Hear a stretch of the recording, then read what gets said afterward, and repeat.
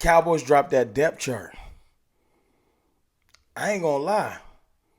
It's some surprises on there.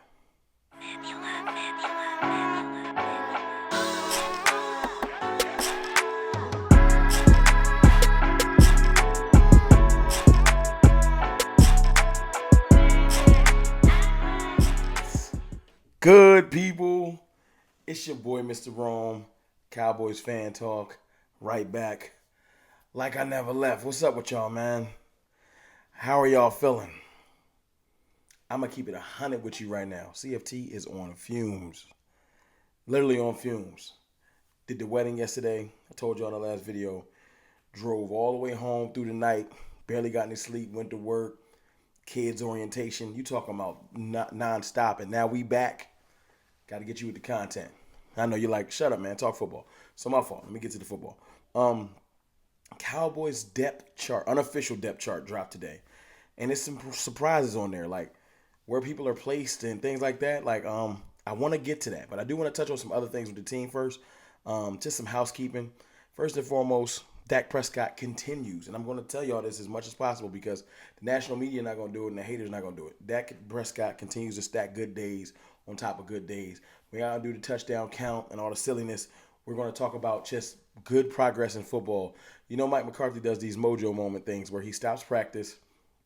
Everyone has to focus in on a particular situation. And whatever situation he presents, that's what the team has to go execute. Today, I think it was like 4th and 5. I think they had like 5 different moments of 4th and 5. And the offense had to try to execute and get the first down. We went 5 for 5. Dak Prescott, excellent execution from what I heard. And I'm just glad, man. Let me see if I can find the exact Mojo moments for the 5 for 5. Okay, I found it. The Mojo moment, the offense won all 5 of the 4th down chances that Dak Prescott finding Michael Gallup on a shallow cross, Kevontae Turpin on a sprint out, and for the backup, Cooper Rush hit Simi Fehoko on an out, and followed it up Will Grier hitting Dennis Houston on a slant. So all of the quarterbacks got to get in on the 4th down, gotta have it, Mojo moment. But it's just good to hear that we converted all 5. Dak Prescott is sharp. He's out there doing his thing. He's dropping literal dimes. And, I know the national media want to talk about it because it's not fun. It doesn't fit the narrative. But Dak Prescott is having a great camp, contrary to popular belief. He dropped a dime to Simi Fehoko today, and he dropped it. And I hate to say it, man, but I'm getting a little worried about Simi. Now, I had somebody in my comments a couple days ago say I'm out here hating on Simi. Look, man, I'm one of Simi Fehoko's biggest fans. I want him to make this team. I want him to be dominant. I want him to flourish, But I can't control what's the perception. I can't control his actions in practice. He's had some pretty crucial drops in camp that have gone like mini viral that have kind of hit Cowboys Twitter and circulated. And I don't think it's helping his chances. When Kevontae Turpin's out there putting out great tape, Jalen Tobert's out there putting out great tape, those are who he's going against. I haven't seen a bad viral Tobert moment, just good moments. So as soon as Turpin got back, he just started putting together good moments, good tape, good routes. Simi has had some good plays, but he's also had some negative plays. And when you are neck and neck and it's razor thin, that could get you cut. Now, we'll see. I don't put the roster together. I'm just saying, Also, another thing that concerns me with this team is kicker. Now, we had a cut today. They cut Tristan Vizcaino. Been trash. Now, we kept Brandon Aubrey, the guy we got from the USFL. I think it's Aubrey. And he's not looking too good neither. Jerry Jones came out and said, we're comfortable going into the season with him. I'm calling cap, fake, you lying, stop, please be lying. Like, come on, Jerry. Come on, man. Go get me a kicker. Go call Crosby. Go call Gold. Go whoever you need to call. Go get one of these veterans. Pay some money. I know you want to be cheap. I know you want to pay $0.5 million. No, go give somebody $3 million and get my definitive veteran kicker. We do not want to lose a game or two when it hinges on a kick because we can't hit a 30-yarder, which is what these kickers were missing. So please, man, please go out there and get us our kicker.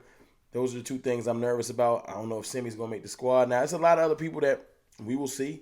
But as far as right now, That's the thing that has me nervous. Um, Other good things, man. The defense is looking sharp. Malik Hooker out there. Micah Parsons every day. Micah Parsons shows up every day. It ain't really a big deal. Now, I do got a good report from what I've been seeing the last couple days. Mozzie Smith has been making a mark. Very violent up the middle, disruptive, strong. Now, he's not having a perfect camp. He still has times where he gets doubled and they're able to move him. You know what I'm saying? Not completely just blow him off the ball all the time, but he's learning. No one expected him to come in and be the most vicious D tackle to ever lace him up. But we do expect him to be very good as far as prospect wise. We haven't had a D tackle this young, this healthy, this physical, this strong in a long time. So that's what I'm looking forward to, his disruptiveness. And I've seen it flash. I've seen it flash in individual drills and in some team drills. So I think Mozzie Smith is going to be just fine, especially next to Jonathan Hankins, low learning, soaking up, and all of these reps that he's getting is helping him. So I like it.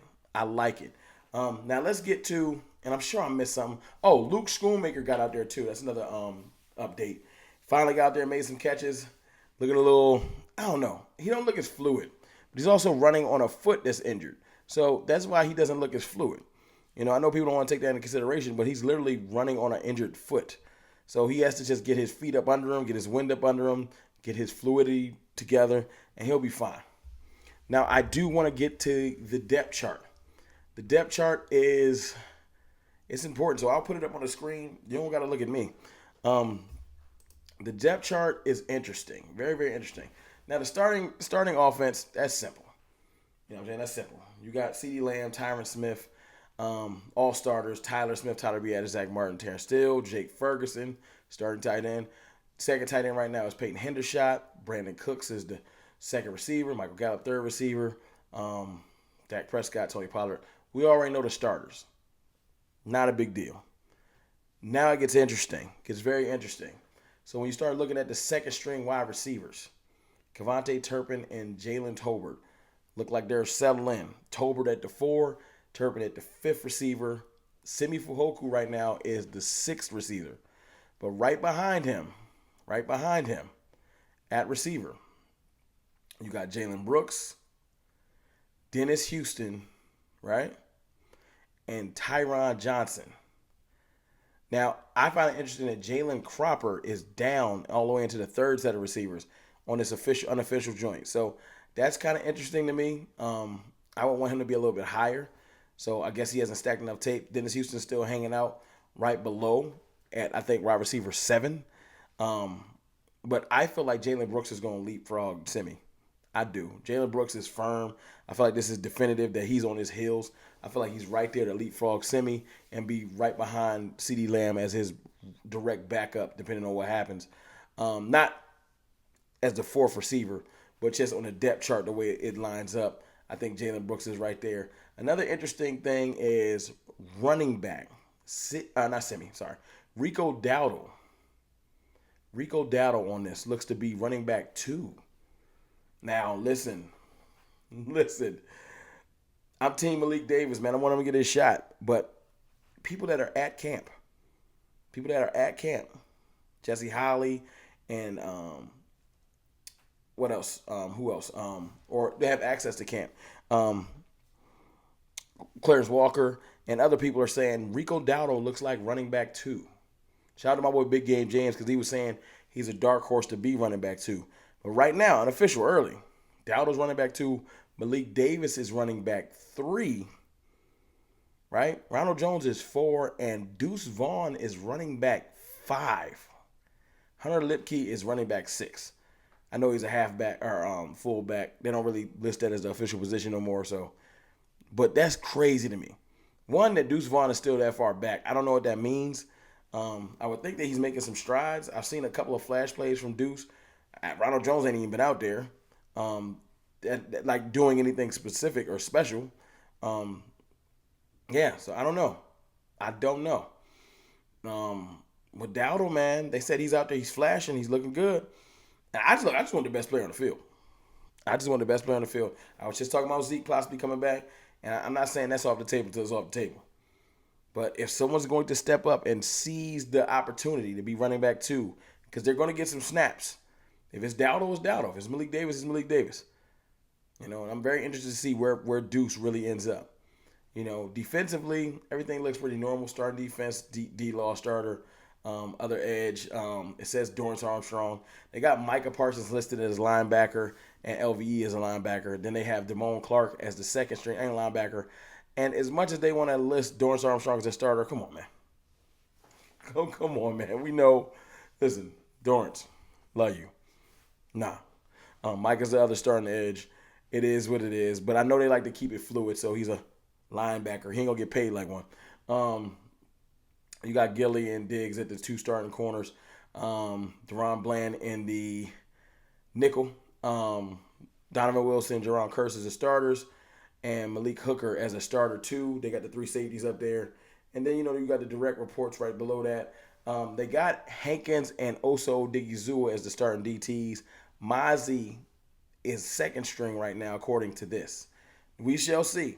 But if they want to start the vet and start Oso Digizua, there's no problem with that. Osa has balled out, and Jonathan Hankins is a complete NFL professional defensive tackle. So if Mozzie don't start and he comes along and takes a starting spot later in the year, won't be mad at that. I do find it interesting that the fourth DT right now seems to be Neville. I thought that might be Quentin Bohanna or Chauncey. So Neville seems to be still holding on for for dear life, because I thought he might be a cut prospect, and maybe I'm just off base. Looking at corner, though, the second two corners seem to be Eric Scott and Nashawn Wright. Eric Scott Jr. and Nashawn Wright seems to be cornerback 2 and 3. Kelvin Joseph seems to be moved completely to the nickel. He's the backup to Deron Bland until Jay Lou gets back. And that might save him a roster spot. CJ Goodwin is grandfather in special teams. The defensive depth chart makes sense to me. Nothing crazy stands out to me. Maybe not the Mozzie thing. That makes sense to me. The fact that Neville seems to be a little bit higher up, that's surprising. Other than that, and that, Kelvin Joseph seems to be moved to the nickel, and he's played some safety. They just moving him around, trying to find him a spot. I just want to know y'all thoughts on the depth chart, where everybody's at, how you feel about it. And I want to know your thoughts on kicker. Who do you want? What veteran do you want? Maybe I missed him. But go get me a kicker. Seriously. Yeah, man. And I hope that Semi gets it together. We getting closer to the season. Y'all got to tighten up. It's your boy, Mr. Rome. I'll holler.